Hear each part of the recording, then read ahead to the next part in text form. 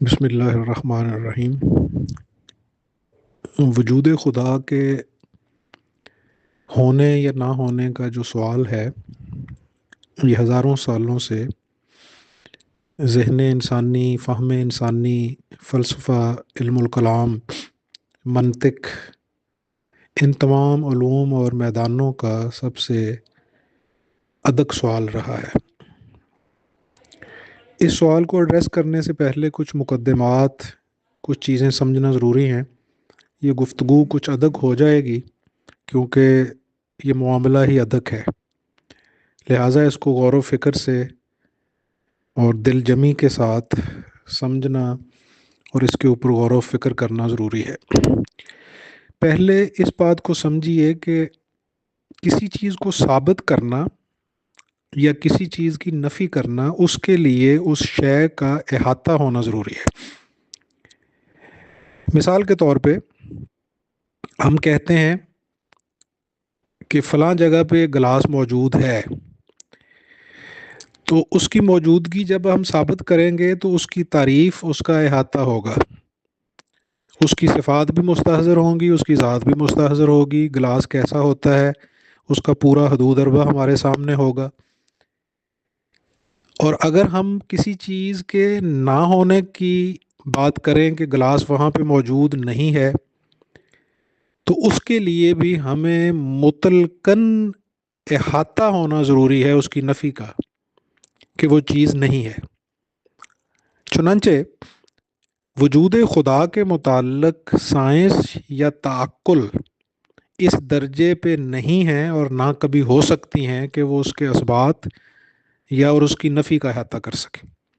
जिस तरह भी मैंने आपके सामने एक मिसाल रखी है कि असबात के लिए भी अहाता ज़रूरी है, नफ़ी के लिए भी अहाता ज़रूरी है। बग़ैर अहाते के, बग़ैर तारीफ़ के किसी चीज़ का ना असबात मुमकिन है, ना उसकी नफ़ी मुमकिन है। गोया वजूद खुदा का अज़रुए ताक़ुल ना असबात मुमकिन है और ना उसकी नफ़ी मुमकिन है। ये अक्ल के दायरा से बाहर की चीज़ है। इसकी बहुत सारी मिसालें मैं आपको इल्मुल कलाम से, मंतिक से, साइंस से देना चाहूँगा। साइंस से समझिए कि एक कुल होता है और उसके कुछ जुज़ होते हैं। अगर हम कायनात को एक कुल भी तस्लीम कर लें, कतई नज़र इसके कि खुदा है या नहीं है, इस सवाल को सरे दस्त हम एक तरफ कर देते हैं और सिर्फ इस बहस को फ़िलहाल मुस्तहज़र करते हैं कि कायनात एक कुल है और हम उसमें अज्जा हैं, तो कोई भी जुज़ अपने कुल का मुतलकन अहाता नहीं कर सकता। जिस तरह ज़ैद एक पूरा जिस्म है और उस जिस्म में अंगूठा एक जुज़ है, हाथ एक जुज़ है, पाँव, आँख, कान ये अज्जा हैं, कोई भी जुज़ कुल का मुतलकन अहाता नहीं कर सकता। अगर हम एथीस्ट हो के भी, अगर हम नॉन बिलीवर हो के भी कायनात की तफ़हीम या कायनात की तस्हील या कायनात की शर व वज़ाहत को मुतलकन करना चाहें तो वो नहीं हो सकेगी, क्योंकि हम उसमें जुज़ हैं। कायनात एक कुल है, उसको कायनात कहिए, उसको मैटर कहिए, उसको एनर्जी का नाम दीजिए, उसको होने का नाम दीजिए, उसको शय का नाम दीजिए, उसको वजूद का नाम दीजिए, उसको कोई भी नाम दे लीजिए, उसकी शर व वज़ाहत मुतलकन मुमकिन नहीं है, क्योंकि जुज़ कुल की वज़ाहत नहीं कर सकता। अगर ये होना जिसको हम वजूद कहते हैं, वजूद मुतलक के नाम से मानून करते हैं, उसको अगर हम लातयन करार दे लें तो हम पूरी कायनात के अफराद जो हैं, जितने भी अजहान हैं, ये उसके तयनात हैं। कोई भी तयन लातयन का अहाता नहीं कर सकता। जब ये बात वाज़ेह हो गई, अब अगर मसला तख्लीक से पहले मसला ईजाद को भी डिस्कस कर लें, जो कि साइंस का मौजू है।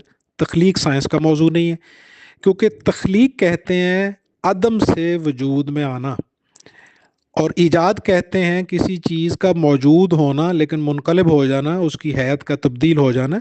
जिस तरह हमारे पास मट्टी मौजूद है और मट्टी गिलास की सूरत में आ गई, चांदी मौजूद है और चांदी जेवर की सूरत में आ गई, इसको ईजाद कहते हैं। तख्लीक होती है कि अदम है, चाहे वो अदम किसी दर्जे का भी है, इस वक्त मेरे ज़ेरे बहस अदम नहीं है, کیونکہ ہمارا موضوع بحث اور ہے، فی الحال ہم عدم کو ایڈریس نہیں کر رہے کہ عدم سے مراد کیا ہوتا ہے، کہ مطلقاً نہ ہونا ہے یا عدم کسی نہ کسی درجے پہ موجود ہوتا ہے۔ ان ابحاث کو اگر تفصیل کے ساتھ دیکھنا مطلوب ہو تو خاکسار کی کتاب موسیات الوجود فی تبیین وحدت الوجود کا مطالعہ آپ فرما سکتے ہیں۔ اب جو ایجاد ہے اس کو موجد نے ایجاد کیا ہے، اس نے اس کا سارا پیراڈائم طے کیا ہے۔ اب کوئی بھی ایجاد اپنے موجد کا احاطہ نہیں کر سکتی۔ مثلا گھڑی بنانے والا جو ہے اس کا احاطہ گھڑی نہیں کر سکتی۔ اب آ جائیں مسئلہ تخلیق کی طرف۔ کائنات کا اگر کوئی خالق ہے، جو کہ ظاہر ہے مذہب کا بنیادی مقدمہ ہے، تو تخلیق خالق کا احاطہ نہیں کر سکتی، نہ وہ خالق کے اوپر متصرف ہو سکتی ہے۔ یہ میں بنیادی طور پہ اس چیز کی شرح و وضاحت ضروری سمجھتا ہوں کہ دراصل یہ جس موضوع کے اوپر گفتگو کی جا رہی تھی یا کی گئی ہے، یہ موضوع ہی عقل اور سائنس کا نہیں ہے۔ کوئی اوتھینٹک سائنسدان، مستند اور سکہ سائنسدان کبھی بھی وجود خدا کا انکار نہیں کرے گا۔ وہ لا ادریت پہ کھڑا ہوگا، وہ کہے گا، وہ اس سوال کو ہی اگنور کر دے گا اور وہ کہے گا کہ میں نہ یہ بتا سکتا ہوں کہ خدا ہے، کیونکہ میرے دائرے کی یہ چیز نہیں ہے۔ سائنس اس کی وضاحت نہیں کر سکتی۔ جس طرح میں نے مختلف علم کے جو مدارج ہیں ان کے زیر تحت یہ عرض کیا ہے کہ نہ ایجاد موجد کا احاطہ کر سکتی ہے، نہ تخلیق خالق کا احاطہ کر سکتی ہے، نہ تعین لا تعین کا احاطہ کر سکتا ہے، نہ جز کل کا احاطہ کر سکتا ہے۔ یعنی جس اسکول آف تھاٹ سے بھی کوئی اس مسئلہ کو ایڈریس کرنا چاہے، چاہے وہ وحدت الوجود کے حوالہ سے ہو، چاہے وہ وحدت الشہود کے حوالہ سے ہو، چاہے ثنویت فی الوجود کے حوالہ سے ہو، چاہے نظریہ تخلیق سے ہو، چاہے نظریہ ایجاد سے ہو، چاہے وہ صوفیاء کے ہاں جو نظریہ عیان ثابتہ پایا جاتا ہے اس سے ہو، کسی بھی نقطۂ نظر یا اسکول آف تھاٹ سے متعلق اگر ہم اس کا احاطہ کرنے کی کوشش کریں گے تو وہ احاطہ نہیں ہوگا۔ دراصل ہمارے ہاں جب کچھ سائنس پڑھے ہوئے لوگ، سائنسی نقطۂ نظر رکھے ہوئے لوگ یہ دعویٰ کر دیتے ہیں کہ ازروگ سائنس ہم وجود خدا کے قائل نہیں، تو وہ دراصل سائنس سے ہی واقف نہیں ہوتے۔ انہیں یہی معلوم نہیں ہے کہ دراصل سائنس کا معنی کیا ہے، سائنس کہتے کس کو ہیں، سائنس کس چیز کی وضاحت کر سکتی ہے۔ سائنس شے کی وضاحت کرتی ہے، شے کی ترتیب کی وضاحت کرتی ہے۔ وہ شے کہاں سے آئی ہے، وہ شے کیوں آئی ہے، اس کی وضاحت سائنس نہیں کر سکتی۔ ہائیڈروجن اور آکسیجن کے ملنے سے پانی بنتا ہے، یہ سائنس کا مسئلہ ہے۔ کیوں بنتا ہے، یہ بحث فلسفے کی ہے۔ کون بناتا ہے، از خود بنا ہے یا کسی نے بنایا، اس کا تعلق یا علم الکلام سے ہے یا اس کا تعلق مذہب کے ساتھ ہے۔ خدا کا ہونا کسی اسبات کا محتاج نہیں ہے، اس کا ہونا کسی نفی سے منسوخ نہیں ہو سکتا۔ خدا کا معنی ہی یہ ہے کہ جو از خود ہو، کسی کے ثبوت کا محتاج نہ ہو، کسی کے ہونے کا محتاج نہ ہو۔ وہ قدیم ہے، اور قدیم کہتے ہی اس کو ہیں کہ جس کے اوپر حادث کا کوئی لاحقہ بھی لاحق نہ ہوا ہو، وہ کسی کے اسبات کا محتاج نہ ہو۔ پھر ہم نے خدا کے وجود کو تسلیم کیسے کیا، اس بات کو سمجھنا ضروری ہے۔ ہم نے خدا کو عقل سے نہیں جانا، کیونکہ عقل اس کا احاطہ نہیں کر سکتی۔ عقل تو بھئی کتے اور بکرے کے گوشت کا احاطہ بھی نہیں کر سکتی، وہ اس سے بھی قاصر ہے، کیونکہ منرلز جو ہیں وہ تو کتے کے گوشت میں بھی موجود ہیں اور وہ بکرے کے گوشت میں بھی موجود ہیں۔ ہم نے کتا کیوں نہیں کھانا، ہم نے بکرا کیوں کھانا ہے، اس کی شرح و وضاحت بھی عقل کرنے سے قاصر ہے۔ یہاں پہ ہمیں چاہیے وجدان کی ضرورت، اور وجدان کے اوپر جو کنٹرولر ہے وہ وہی ہے، اس کی ضرورت۔ ہم نے وجود خدا کو نہ علم سے مانا، کیونکہ علم جاننے کو کہتے ہیں، اس کو مطلقاً نہیں جانا جا سکتا، جز کل کا احاطہ نہیں کر سکتا۔ ہم نے وجود خدا کو عقل سے بھی نہیں جانا۔ اچھا، ہم نے وجود خدا کو مشاہدے سے بھی نہیں جانا، کیونکہ مشاہدہ بھی مطلقاً اس کا احاطہ نہیں کر سکتا۔ وہ آنکھوں کا احاطہ کیے ہوئے ہیں، آنکھیں اس کا احاطہ نہیں کر سکتی۔ میں یہاں پہ بصیرت نہیں، بصارت کی بات کر رہا ہوں۔ ہم نے خدا کو مانا، جتنا اس نے چاہا اتنا جانا۔ وہ فقط اور فقط ایک ہی ذریعہ ہے، اور وہ ذریعہ ہے زبان مصطفیٰ صلی اللہ علیہ وسلم۔ وہ ہمارے محبوب ہیں. محبوب کی ہر چیز محبوب ہوتی ہے، محبوب کا قول بھی محبوب ہوتا ہے، محبوب کا فعل بھی محبوب ہوتا ہے، اس کی ادا بھی محبوب ہوتی ہے، اس کا کہا بھی، اس کا بیان کیا بھی، اس کا کیا بھی. آپ نے فرمایا خدا ہے تو ہم نے مان لیا کہ خدا ہے. آپ نے کہا فلاں چیز غیب ہے، ہم نے اس غیب کے اوپر ایمان لا کے اقرار کیا، سر تسلیم خم کیا. ہمارا عقیدہ خدا کے اوپر ازروگ تعقل نہیں ہے، عقل اس کا احاطہ نہیں کر سکتی. وہ سائنس کے، یہ جو اس گفتگو کے اندر سائنس اور عقل کو جدا جدا کیا گیا، یہ درست نہیں ہے. عقل سائنس کا ہی ایک شعبہ ہے اور سائنس عقل کا ہی میدان ہے، یہ دونوں لازم و ملزوم ہیں. عقل کسی شے کو جاننا جیسی کہ وہ ہے. اب وجود خدا کو کس طرح جانا جا سکتا ہے؟ ہم اس کو خالق مان لیں پھر بھی اس کا مکمل احاطہ نہیں ہو سکتا. ہم اس کو موجد مان لیں پھر بھی اس کا مکمل احاطہ نہیں ہو سکتا. ہم اس کو اپنا باطن مان لیں اور ہم کہیں کہ ہم اس کا ظہور ہیں پھر بھی اس کا احاطہ نہیں ہو سکتا. ہم کہیں کہ ہم علم الہی ہیں، وہ ہمارا عالم ہے بغیر کسی کے بتائے ہوئے، تو پھر بھی جو علم ہے وہ عالم کا احاطہ نہیں کر سکتا. ہم اگر کہیں کہ ہم خیال الہی ہیں، ہم خدا کے خیال میں برپا ہیں، تو ہم برپا کس صورت میں ہیں؟ عکس کی صورت میں ہے، ذل کی صورت میں ہے، تعین کی صورت میں ہے، لہر کی صورت میں ہے، صفات کی صورت میں ہے، آیان ثابتہ کی صورت میں ہے.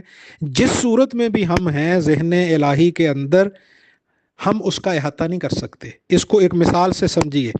جس طرح آپ اپنے ذہن میں ایک شہر بساتے ہیں، اس شہر میں گلی کوچے ہیں، اس میں آمد و رفت ہے، اس میں افراد ہیں، اس میں مرد و زن ہیں، اس میں دیگر مخلوقات ہیں یا موجودات ہیں، جسد ہیں یا جسم ہے. یہ فی الحال ہمارا موضوع بحث نہیں ہے، یہ بہت باریک بحثیں ہیں کہ جسد اور جسم میں کیا فرق ہے.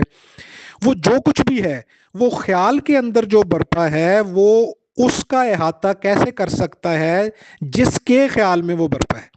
کیونکہ ہم جب بھی کسی چیز کو سوچ لیں گے وہ ہمارے دماغ کے دائرہ میں آ جائے گی. جب بھی ہم کسی چیز کو مطلقاً بیان، یہ وجود خدا کے اوپر جتنی ابحاث ہوتی ہیں یہ نامکمل کیوں رہ جاتی ہیں؟ ان میں تشنگی کیوں رہتی ہے؟ اس تشنگی کے رہنے کی وجہ یہی ہے کہ ان کا مکمل، وجود خدا کا مکمل احاطہ نہیں ہو سکتا. ہم اس کے مظہر ہیں، ہم اس کا ظہور ہیں، ہم اس کا تعین ہیں، ہم اس کا علم ہیں، ہم اس کی ایجاد ہیں، ہم اس کی تخلیق ہیں، ہم اس کا عکس ہیں، ہم اس کا ذل ہیں، ہم اس کا خیال ہیں، ہم اس کا علم ہے. جس دائرے پہ بھی آپ مانیں گے یہ دقت رہے گی کہ کنہ ذات کا ادراک بھی نہیں ہو سکتا. اس کو ایک مثال سے سمجھیے.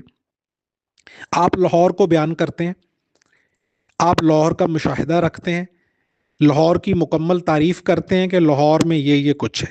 اگر وہ آپ کی تعریف، اگر وہ آپ کا بیانیہ، آپ کا نیریٹو مکمل لاہور کا احاطہ کر رہا ہے، تو اس کا مطلب یہ ہے کہ آپ کا علم اس کے اوپر محیط ہو گیا، آپ کا علم زیادہ ہے، لاہور چھوٹا ہے.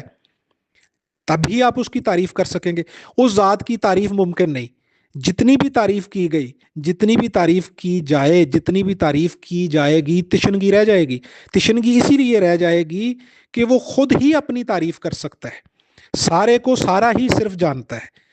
اس کے اجزاء کہہ لیں، اس کے تعینات کہہ لیں، اس کا ظہور کہہ لیں، اس کا ورود کہہ لیں، اس کا عکس کہہ لیں، اس کا ذل کہہ لیں، وہ اس کا احاطہ نہیں کر سکتا. اس لیے تمام حمد اس کے لیے. تعریف کا لفظ بھی اس کا ترجمہ کرنا میرا ذوق اس کی اجازت نہیں دیتا، کیونکہ تعریف متعین کر دیتی ہے، تعریف طے کر دیتی ہے. کسی کی صفات کو، کسی کی ذات کو ہم اس کا احاطہ کر لیتے ہیں. یہ جو تشنگی رہتی ہے فلسفہ میں بھی رہ جاتی ہے، علم الکلام میں بھی رہ جاتی ہے. کوئی بھی کال، چاہے وہ وحدت الوجود کی صورت ہو، وحدت الشہود کی صورت ہو، ہم ایک طرف سے بیان کرتے ہیں تو دوسری طرف سے حجاب، ادھر سے بیان کرتے ہیں تو ادھر سے حجاب. یہ معاملہ فقط مشاہدہ، فقط ایمان اور فقط یقین کے حوالہ سے حل ہو سکتا ہے. اس بات کو اقبال بخوبی سمجھتے تھے. یہی وجہ ہے کہ جب وہ بیٹھے ہوئے تھے یورپ میں، تو بڑے بڑے نابغہ روزگار انٹلیکچوئل، انہوں نے اس مسئلہ کو اٹھایا کہ وجود خدا کے اوپر گفتگو کی جائے. تو کسی نے کہا خدا ہے، کسی نے کہا خدا نہیں ہے. اب دراصل یہ سوال عقل کے دائرے کا ہی نہیں ہے. عقل نہ یہ بتا سکتی ہے کہ خدا ہے، عقل نہ یہ بتا سکتی ہے کہ خدا نہیں ہے. اس کے دائرے کا ہی یہ سوال نہیں ہے. جس طرح بہت سارے معاملات جو ہماری تخلیق کے ساتھ مرحلہ وار اور بتدریج متعلق ہیں، ان کے اوپر اگر ہم 6 ماہ کے بچے سے کہیں کہ بھئی تو اس کے اوپر گفتگو کر، تو وہ بچے کے دائرہ علم، اس کے دائرہ مشاہدہ، اس کے دائرہ ذوق، دائرہ فہم سے وہ بالا ہوتے ہیں. تو عقل کا دائرہ ہی نہیں ہے، سائنس کا دائرہ ہی نہیں ہے. سائنس جو ہے وہ ان معاملات میں لا ادریت کے درجہ پہ کھڑی ہوتی ہے کہ میں نہیں جانتی، مجھے نہیں معلوم کہ وہ ہے، مجھے نہیں معلوم کہ وہ نہیں ہے. اقبال سے جب پوچھا تو اقبال نے کہا کہ میں قائل ہوں اس بات کا کہ خدا ہے. تو انہوں نے پوچھا آپ کے پاس دلیل کیا ہے؟ تو یہ دراصل اس ذات کو دلیل کے ساتھ ماننا یہ محدود کرنا ہے. اس ذات کو دلیل کے ساتھ ماننا یہ اس کو متعین کرنا ہے. اس کو دلیل کے ساتھ ماننا یہ اس کو محدود کرنا ہے. ہم جتنے بھی دلائل دیتے ہیں، ہم کہتے ہیں لاہور ہے، پوچھا جائے اس کی دلیل کیا ہے، آئیں دکھا دیتے ہیں لاہور. اب دیکھ لیا تو وہ چیز محدود ہوگی. آئیں اس کی سیر کروا دیں، سیر ہوگی مطلقاً، وہ چیز محدود ہوگی. یہ اس کی تصویریں ہیں، وہ چیزیں مجسم ہوگی، متشکل ہوگی، محدود ہوگی. آئیے میں بتاتا ہوں لاہور ایسا ہے. یہ جتنے بھی لہکے ہیں، ایسا ہے ویسا ہے، آئیے دکھاتا ہوں، آئیے دیکھیے، آئیے سیر کیجئے، آئیے اس میں چل لیجئے، اس کا گھیراؤ کر لیجئے، یہ سب چیزیں ذات واجب الوجود، ذات مطلق، ذات خداوندی، وجود مطلق، جو بھی اس کو نام دیجئے، جس اسم سے بھی اس کو موسوم کیجئے، وہ ان اسماء سے بھی مفوق ہے، ان صفات سے بھی بالا ہے. نہ اس کا احاطہ ممکن ہے، نہ اس کو کسی دائرہ میں محدود کیا جا سکتا ہے، نہ اس کو مجسم کیا جا سکتا ہے. اس کے لیے ایک ہی سورس ہے، وہ وجدان اور مشاہدہ ہے، وہ یقین ہے، وہ دل کی آنکھ ہے جس کی روشن ہو جائے دل بینا. تو اقبال نے کہا کہ میرے محبوب صلی اللہ علیہ وآلہ وسلم نے چونکہ فرمایا ہے کہ وہ ہے سو وہ ہے. اچھا، انبیاء بھی اپنے ذوق سے، اپنی محنت سے، اپنے مجاہدے سے اس کمال پہ نہیں پہنچتے. وہ ان کو اپنا تعارف خود کرواتا ہے، وہ ان کو اپنا مشاہدہ خود کرواتا ہے. یہ انسان کی بساط میں ہی نہیں ہے کہ اس کا مشاہدہ کر سکے، اس کو سمجھ سکے. یہ ابتدائی مقدمہ ہے جس کو سمجھ لیجئے کہ وجود خدا کے اوپر علمی گفتگو نہیں کرنی چاہیے، وجود خدا کے اوپر عقلی اور سائنسی گفتگو نہیں کرنی چاہیے، کیونکہ وہ اس کے دائرے سے ماورا چیز ہے. اب کیا رہ گیا؟ دوسرا مرحلہ. کہاں گفتگو ہو سکتی ہے؟ آزروگ تعقل کہاں گفتگو ہو سکتی ہے؟ سائنس کے اعتبار سے کہاں گفتگو ہو سکتی ہے؟ وہ ظاہر پہ ہو سکتی ہے، وہ صفات میں ہو سکتی ہے، وہ ظہور میں ہو سکتی ہے، وہ خیر و شر میں ہو سکتی ہے، وہ کائنات کی تفہیم میں ہو سکتی ہے.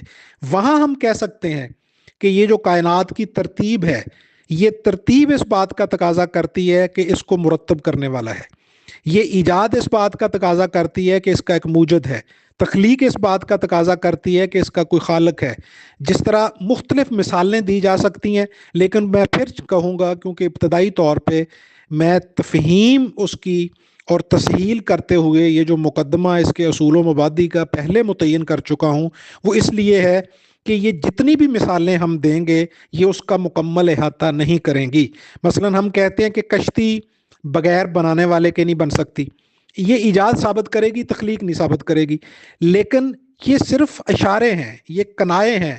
لطافت بے کثافت جلوہ پیدا کر نہیں سکتی، چمن زنگار ہے آئینہ باد بہاری کا. اس لطافت تک پہنچنے کے لیے کوشش ہے، کمند ڈالنے کی کوشش ہے، لیکن یہ کوششیں صرف سمجھانے کے لیے ہیں، صرف پرکھنے کے لیے ہیں، صرف مزاج شناسی کے لیے ہیں. باقی مطلقاً وہ ان مثالوں میں بھی نہیں آتا. تو اس حوالہ سے ہم یہ کہہ سکتے ہیں کہ یہ جو کائنات کی ترتیب ہے، یہ میرا ذوق مجھے اس طرف ملتفت کرتا ہے کہ میں ایمان لاؤں اس بات پہ، لیکن اس میں بھی ہم اپنے ذوق کے تحت ایمان نہیں لائے، اپنے مشاہدے کے تحت ایمان نہیں لائے. ہم نے دلائل کی بنیاد پہ اس کو نہیں قبول کیا. ہم نے تو صرف زبان مصطفیٰ صلی اللہ علیہ وآلہ وسلم کی وجہ سے اس کو مانا ہے. لیکن صرف ذوق کی محمیز کے لیے، ذوق کی تسکین کے لیے یہ چیزیں کہی جا سکتی ہیں کہ جب ہم ٹیشو پیپر کا ڈبہ پھینکتے ہیں تو اگر اس کو اتفاق کہا جائے کہ کائنات اتفاقات کا شاخسانہ ہے، اس کا مظہر ہے، تو پھر وہ ہر دفعہ گرنے کے بعد وہ ٹیشو پیپر کا ڈبہ ایک ہی طرح گرنا چاہیے. اتفاق میں وہ کبھی کس طرح گرے گا، کبھی کس طرح گرے گا. لیکن ہم جب دیکھتے ہیں کائنات کے ایک ایک مظہرے کو، تو ناک اپنی جگہ پہ ہے، کان اپنی جگہ پہ ہے، آنکھیں اپنی جگہ پہ ہیں، زبان اپنی جگہ پہ ہے، دانت اپنی جگہ پہ ہیں، زبان کی جگہ پہ دانت نہیں ہے، دانتوں کی جگہ پہ ہونٹ نہیں ہے، ہونٹوں کی جگہ پہ آنکھ نہیں ہے۔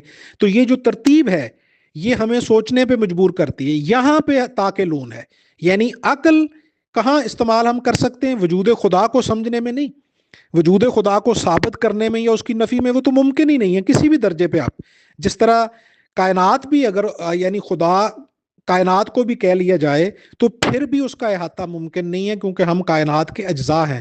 مکمل کائنات کو نہیں پڑھا جا سکا، پڑھا جا بھی نہیں سکتا۔ یہ کائنات تو ابھی ناتمام ہے، یہ تو پھیل رہی ہے، ہر دم پھیل رہی ہے، ہمیں نظر آ رہا ہے کہ یہ پھیلتی جا رہی ہے اور یہ پھیلتی ہی جائے گی۔ یہ تو ہم کا کارخانہ ہے، یہاں وہی جو اعتبار کیا، یہ اتنا ہی پھیلتا جائے گا جتنا ہم اس کو دیکھتے جائیں گے، جتنا ہم اس کا مشاہدہ کرتے جائیں گے، ہمارے مشاہدے کے ساتھ یہ پھیلتا جائے گا۔ وجود خدا کا احاطہ نہیں ہوگا، اس کے ظہور کا، اس کی صفات کا احاطہ نہیں ہو سکتا۔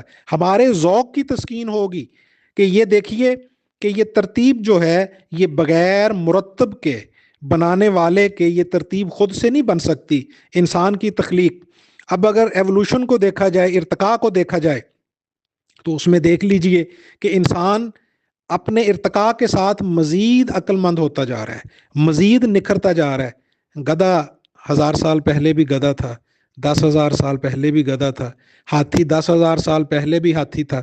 ان کے اندر جسمانی تبدیلیاں تو وقوع پذیر ہوئی ہیں اور ہو بھی رہی ہیں، لیکن دماغی فکر، سوچ، فہم، شعور، ان کے اندر ارتقاء کا مظہر جو ہے وہ صرف انسان ہی ہے۔ اس کی کیا وجہ ہے؟ وہ جو وجہ ہم دریافت کرتے ہیں تو وہ بھی ہمیں اس بات کی طرف ملتفت کرتی ہے کہ اس ترتیب کو کوئی بنانے والا، اس ترتیب کو رکھنے والا، ایک ذہن جس کا یہ منصوبہ ہے، جس نے اس کو سوچا ہوا ہے، وہ شعور ہے۔ یہ میرا فیت ہوتا ہے، اس کو ہم سائنس نہیں کہہ سکتے۔ جس طرح ہم کہتے ہیں کہ میری ماں سب سے بہترین ماں ہے، میری ماں سب سے بہترین چائے بناتی ہے، اس کو سائنس کی لیبارٹری میں لے کے جائیں گے تو پھر وہ فیت نہیں رہے گا۔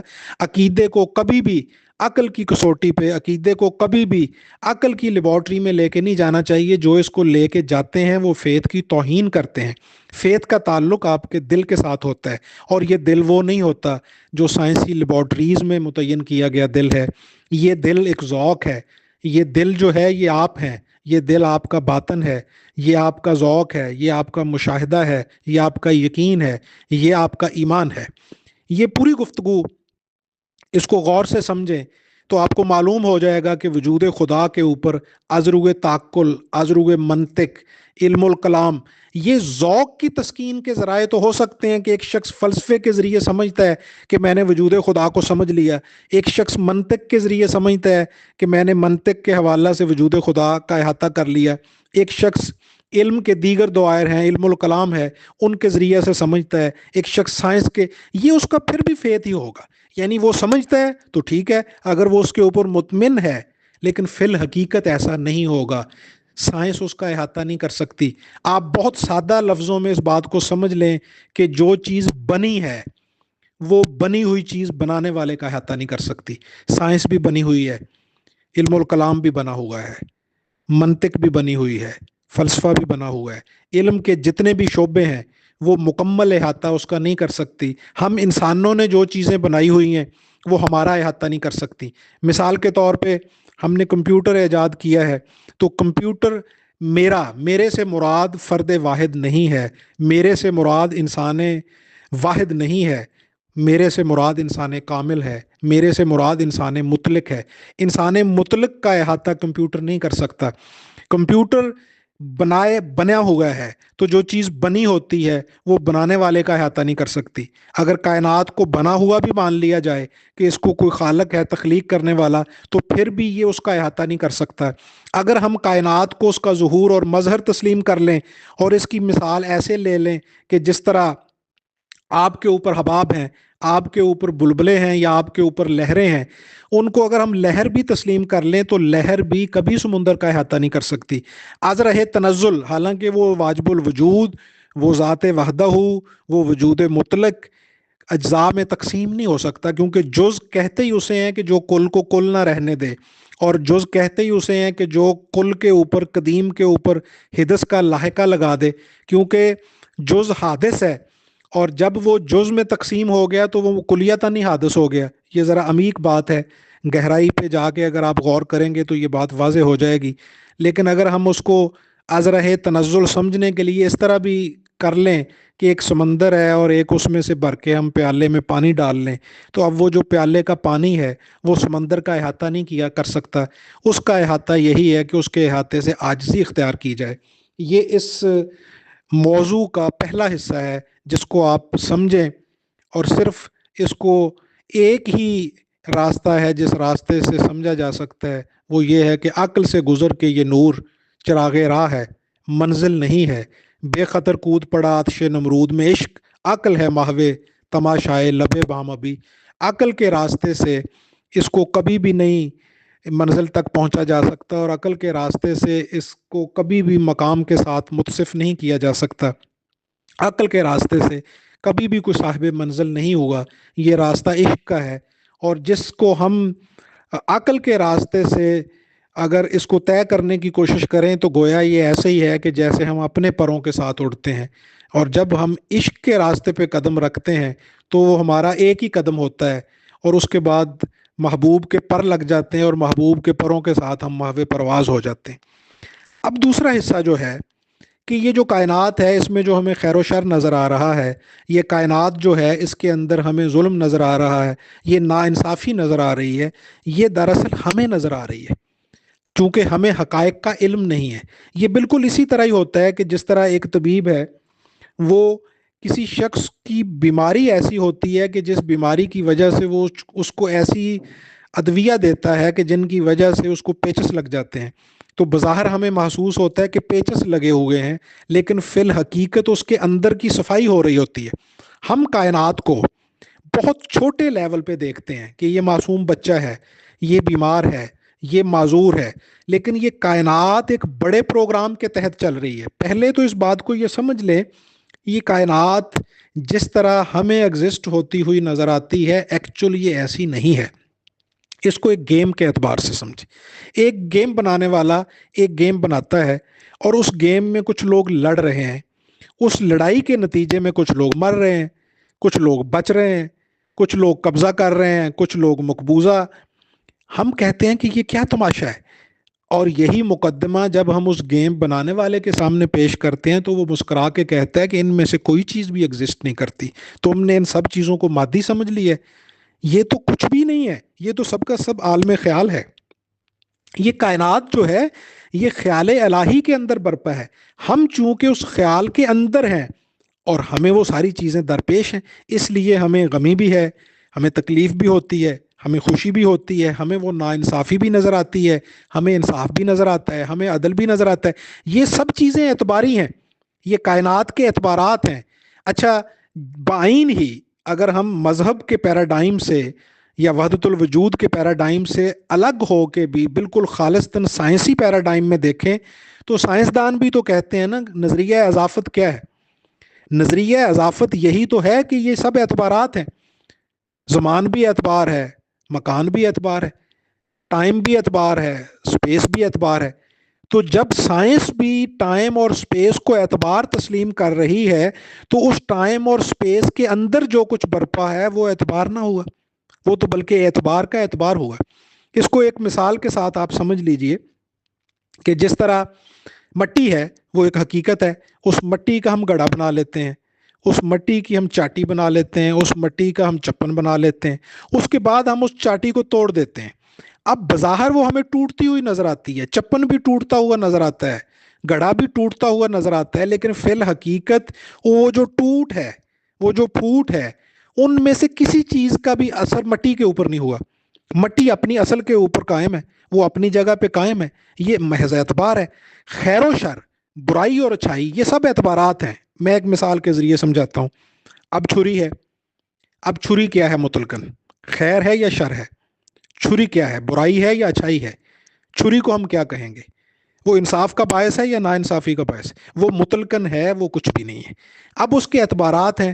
وہی چھری جب ایک اس شخص کے ہاتھ میں ہوتی ہے جو سرحد کی حفاظت کرتے ہوئے اسے چلاتا ہے تو اس کو ہم غازی کہتے ہیں۔ وہی چھری، وہی گولی اسی بندوق کی نالی سے نکلتی ہے، اور جب وہ بے گناہ کے سینہ کو چیرتی ہے تو ہم اس شخص کو قاتل کہتے ہیں۔ اور اسی بندوق کی گولی کے ساتھ جب ہمارا سپاہی سرحد کی حفاظت کرتے ہوئے، لوگوں کی جانوں کی حفاظت کرتے ہوئے دشمن کے اوپر حملہ آور ہوتا ہے تو وہ گولی اس کے سینے کو بائیں چیرتی ہے، اس میں کوئی بھی فرق نہیں ہوتا، اور اس کو ہم غازی کا لقب دیتے ہیں۔ یہ وہی گولی ہے، وہی بندوق ہے، وہی ہاتھ ہے، نیت کا فرق ہے، ارادہ کا فرق ہے۔ کائنات میں جو کچھ بھی نظر آ رہا ہے یہ سب اعتبارات ہیں، اور یہ جو اعتبارات ہیں ان کو دیکھنے کے دو رخ ہیں۔ ہر تعمیر کا پیش خیمہ تخریب ہے، ہر تخریب جو ہے وہ تعمیر کا پیش خیمہ ہے۔ کبھی بھی ممکن نہیں ہے، یہ ممکن نہیں ہے کا لاحقہ میں زمان و مکان کے تحت لگا رہا ہوں۔ کبھی بھی ممکن نہیں ہے کہ بچہ تکلیف کے بغیر پیدا ہو، یہ ممکن نہیں ہے کہ دانہ پھٹے بغیر گل و گلزار ہو جائے، زمین پھٹے بغیر اس کو گل و گلزار ہونے دے۔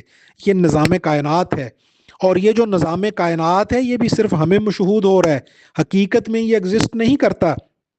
ہمیں دریا بہتا ہوا نظر آتا ہے، اصل معاملہ مشاہدے کا ہے۔ اگر آپ کو مشاہدہ ہو جائے حقیقت کا تو یہ ساری بحثیں دری کی دری رہ جاتی ہیں۔ بحث کب تک ہوتی ہے؟ جب تک مشاہدہ نہیں ہوتا۔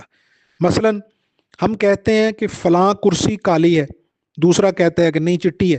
یہ بحث تب تک ہے جب وہ کرسی سامنے نہیں ہے۔ جب وہ کرسی سامنے ہوگی تو وہ کالی اور چٹی دونوں بحثیں ختم ہو جائیں گی۔ یہ مشاہدہ نہ ہونا، اب ہمیں نظر آتا ہے کہ ایک دریا بہہ رہا ہے، اب وہ ہمارے مشاہدے میں آ رہا ہے کہ دریا بہہ رہا ہے، اس میں کوئی شبہ نہیں، لیکن اگر ہم خلا سے جا کے دیکھیں تو دریا ہمیں بہتا ہوا نظر آئے گا۔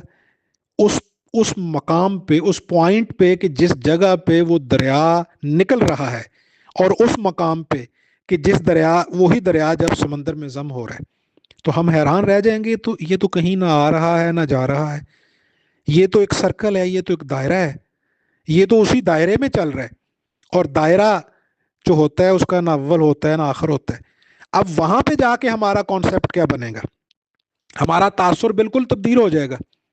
دیکھیے، ہم چلتے ہیں تو ہمارے نیچے کتنے کیڑے آتے ہیں، کتنے مکوڑے آتے ہیں، ہم سانس لیتے ہیں تو کتنے جراثیم اس سانس کے ذریعے ہلاک ہوتے ہیں، ہم پانی پیتے ہیں، فلٹر کرتے ہیں، کتنے جراثیم۔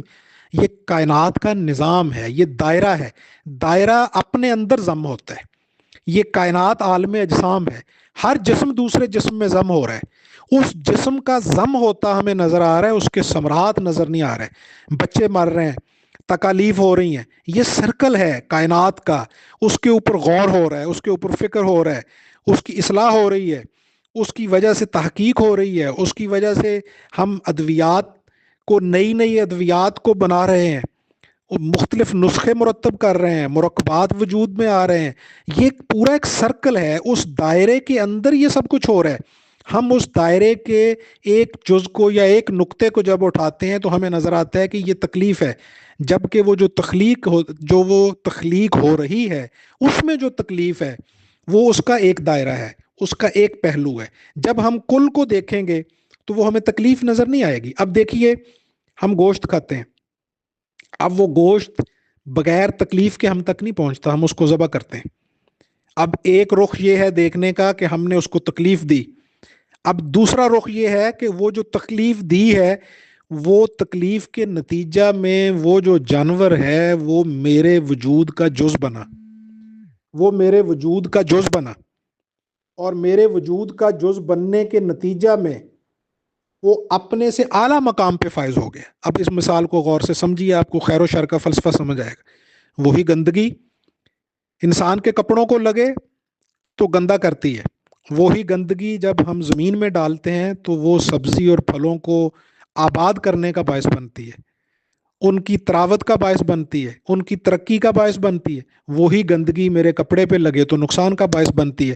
اسی آگ سے ہم سردی سے محفوظ رہتے ہیں، اسی کو سینک کے ہم اپنے جسم کو متحرک رکھتے ہیں، اسی کے اوپر توا رکھ کے ہم اوپر روٹی ڈال کے پکاتے ہیں، لیکن اسی آگ کو اٹھا کے اگر اپنی گود میں ڈال لیں گے تو ہمیں جلا دے گی۔ آگ کچھ بھی نہیں ہے، اس کا استعمال ہے جو اس کو خیر اور شر میں منقسم کرتا ہے، اور وہ جو اس کا استعمال ہے وہ اعتبار ہے، اور یہ پوری کائنات اعتبارات کا مجموعہ ہے۔ جب ہم اس کی حقیقت میں جاتے ہیں، ہماری جہات وحدت کی طرف پڑتی ہے، ہمیں وحدت کا مشاہدہ ہوتا ہے، چاہے وہ سمندر کی وحدت ہو، چاہے وہ سائنس کی وحدت ہو، اور چاہے وہ وجود کی وحدت ہو۔ تو یہ سارے اعتبارات درے کے درے رہ جاتے ہیں۔ مثال کے طور پہ ہمیں اگر سائنس کی وحدت حاصل ہو جائے تو پھر ہم کہاں پہنچتے ہیں؟ میٹر تک۔ اب جب میٹر تک پہنچیں گے تو وہاں ہم بحث کر سکتے ہیں کہ یہ ملک ہے، فلاں ملک ہے، یہ زمین ہے، یہ سمندر ہے۔ وہاں کہیں گے نہیں بھائی یہ تو سب اعتبارات تھے، یہاں تو ضم ہو گئے۔ اور پھر میٹر سے پیچھے اگر انرجی پہ چلے جائیں تو وہاں ہم کہیں گے کہ یہاں تو مادہ بھی ایگزسٹ نہیں کرتا، حالانکہ اس میں سب کچھ ایگزسٹ کرتا ہے۔ سیب کا چھوٹا سا بیج قیامت تک پیدا ہونے والے جتنے بھی سیب ہیں وہ سب اس کے اندر موجود ہیں، سب اس کے اندر مخفی ہیں۔ جس طرح وہ ایک بیج کے اندر سب کچھ مخفی ہے، اسی طرح ہر چیز اس نقطے کے اندر مخفی ہے، جس کا احاطہ ممکن نہیں ہے، کیونکہ ہم اس کے اندر خود مخفی ہیں، ہم اس کے اندر ہیں۔ اس کے اندر کس طرح ہے اس کا بھی احاطہ نہیں کیا جا سکتا۔ ہم لہر کی صورت ہیں، ذل کی صورت ہیں، عکس کی صورت ہیں، ظہور کی صورت ہیں، آیان کی صورت ہیں، ایجاد کی صورت ہیں۔ ربط کیا ہے؟ اس ربط کو دریافت کرنا بھی اس کا احاطہ ہے، یہ بھی ممکن نہیں ہے۔ چنانچہ یہاں عقل کے گھوڑے نہیں دڑائے جا سکتے، صرف کیا جا سکتا ہے کہ یہ جو ہمارے سامنے عالم شہود ہے، کثرت ہے، اس کی بو قلمونی ہے، اس کو دریافت کرنے کی کوشش کی جائے، اور وہ بھی اپنے اپنے ذوق کے مطابق ہزاروں سالوں سے دریافت کرنے کی کوشش کی گئی ہے۔ اس کو بھی مطلقاً دریافت نہیں کیا جا سکتا، کیونکہ اگر مطلقاً دریافت کر لیا جائے تو ظہور بھی اسی کا ہی ہے، یہ بھی اسی کی صفات کا عکس ہے۔ اس کا احاطہ بھی اگر ہم مکمل کر لیتے ہیں تو گویا ہم نے اس کا ہی احاطہ کر لیا۔ یہ بھی ممکن نہیں ہے، صرف سرنڈر ہے، سر تسلیم خم ہے۔ مرزا عبد القادر بیدل کہتے ہیں کہ لہر کو لہر تب تک کہا جاتا ہے جب تک اس نے سر اٹھایا ہوا ہے، جب وہ سر گرا دے تو پھر اس کو لہر نہیں، اس کو سمندر کہا جاتا ہے۔ تو یہ جو ہمیں ناانصافی نظر آ رہی ہے، یہ جو ہمیں قتل و غارت گری نظر آ رہی ہے، یہ جو ہمیں تکالیف نظر آ رہی ہیں، یہ محض اعتبارات ہیں۔ اگر آپ مذہب کو تسلیم نہ بھی کریں، آپ سائنس کی دنیا میں چلے جائیں تو وہاں بھی یہ چیزیں اعتباری رہ جائیں گی۔ جب آپ مادہ پہ بحث کریں گے، جب آپ انرجی پہ بحث کریں گے تو وہاں ایگزسٹ نہیں کریں گی یہ چیزیں، نہ وہاں جنس ایگزسٹ کرے گی، نہ وہاں تکالیف ایگزسٹ کریں گی، نہ اخلاقیات ایگزسٹ کرے گی، نہ بدخلقی، حالانکہ سب کچھ اس میں موجود ہے، سب کچھ اس کی صفات کا عکس ہے۔ یہ کائنات پہچان ہے، پہچان کبھی بھی ممکن نہیں ہے جب تک دو چیزیں نہ ہوں۔ انصاف کے ساتھ ناانصافی ہوگی، ناانصافی کے ساتھ انصاف ہوگا۔ میں ذرا تنزل نیچے آ کے بات کو سمجھانے کی کوشش کر رہا ہوں۔ اعتبارات، کیونکہ دیکھنے کے لیے یہ لازم ہے کہ شیشے کی ایک طرف حجاب ہو، دیکھنے کے لیے یہ لازم ہے کہ شیشے کی ایک طرف قدورت ہو، ورنہ دیکھا نہیں جا سکتا۔ ایسا شیشہ کہ جس کے پیچھے کچھ بھی نہیں ہے، اس میں ہم اپنا چہرہ نہیں دیکھ سکتے، وہ آر پار ہو جائے گا۔ تو حجاب ہے، یہ کائنات حجاب ہے، ہم بھی حجاب ہیں، جنت اور جہنم بھی حجاب ہے، یہ کائنات حجاب ہے، یہ عالم شہود، عالم کثرت، سارے کا سارا حجاب ہے۔ تو حجاب کے لیے ضرورت ہے کہ اس کی ایک طرف گندگی ہو، اس کی ایک طرف نجاست ہو، وہی نجاست شناخت کرواتی ہے۔ اب اگر ہم کہتے ہیں کہ یہ کائنات ایک ہی لیول پہ ہو تو پھر ہم بھی نہیں ہو سکتے۔ ہمارا ہونا یہ ممکن ہے کہ ہائیڈروجن اور آکسیجن کے بغیر پانی موجود ہو۔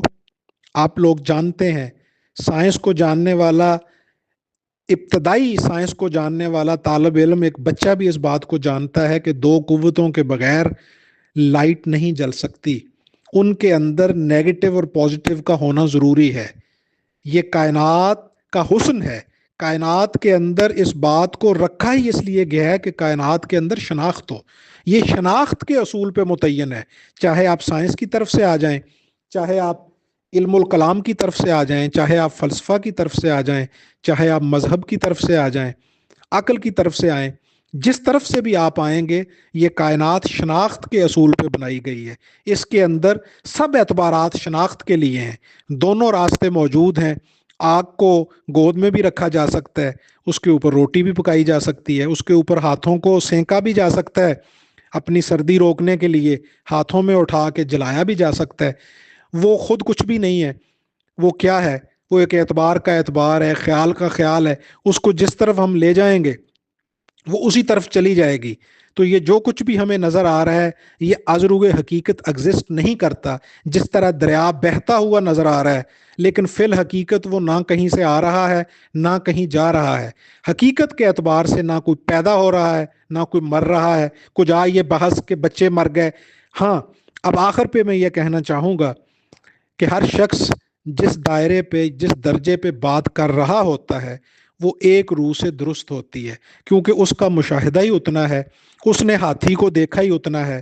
جس طرح عرفا فرماتے ہیں کہ ہاتھی کو ہاتھ لگایا اندھوں نے تو ایک کا ہاتھ اس کی دم پہ لگ گیا، ایک ہاتھ اس کی ٹانگ پہ لگ گیا، ایک ہاتھ اس کے پیٹ پہ لگ گیا، ایک ہاتھ اس کے کانوں پہ لگ گیا، ایک کا ہاتھ اس کی سونڈ پہ لگ گیا۔ تو اب ظاہر ہے جتنا جتنا جس کا ہاتھ لگا ہوا ہے انہوں نے ہاتھی کو اسی طرح ہی ڈیفائن کرنا ہے۔ ایک کے نزدیک ہاتھی چھت جیسا ہے، ایک کے نزدیک ہاتھی تھم جیسا ہے، ایک کے نزدیک ہاتھی ڈول جیسا ہے، ایک کے نزدیک ہاتھی جو ہے وہ تر جیسا ہے۔ حالانکہ حقیقت کے اعتبار سے ان چاروں میں سے کسی نے بھی ہاتھی کا مطلقاً احاطہ نہیں کیا، اور ہاتھی کا مطلقاً احاطہ وہ کر بھی نہیں سکتے، کیونکہ جہاں ہاتھ لگایا جائے گا وہاں وہ چیز محدود ہو جائے گی۔ جب وہ چیز محدود ہوگی تو وہ ذات واجب الوجود نہیں رہے گی۔